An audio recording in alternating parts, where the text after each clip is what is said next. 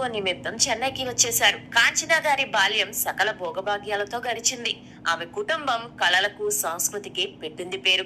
కాంచన గారికి చిన్నప్పటి నుండి సింగింగ్, డాన్సింగ్ పై చాలా ఇంట్రెస్ట్ ఉండేది. అందుకని ఆమెను క్లాసికల్ డాన్స్ క్లాసులు చేర్పించారు వారి తల్లిదండ్రులు. తక్కువ కాలంలోనే ఎంతో చక్కగా డాన్స్ చేయడం నేర్చుకున్నారామె.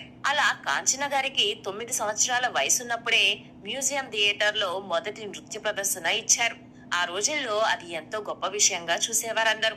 ఇక అప్పటి నుంచి రంగస్థల నాటకాల్లో పాల్గొంటూ ఉండేవారు కాంచన గారు. అలా మల్లీశ్వరి సినిమాలో చైల్డ్ ఆర్టిస్ట్ గా ఎంట్రీ ఇచ్చారు కాంచన గారు. ఆ మూవీ 1951లో రిలీజ్ అయ్యి మంచి విజయం సాధించడంతో కాంచన గారి పాత్రకి మంచి గుర్తింపు రావడంతో ఆ తర్వాత శ్రీకృష్ణ లీలలు, బట్టి విక్రమార్క, సువర్ణ సుందరి ఇలా కొన్ని సినిమాల్లో చైల్డ్ ఆర్టిస్ట్ గా అవకాశాలు వచ్చాయి కాంచన గారికి. సినిమాల్లో యాక్ట్ చేస్తూ తన చదువుని నిర్లక్ష్యం చేయడంతో చదువు పూర్తయి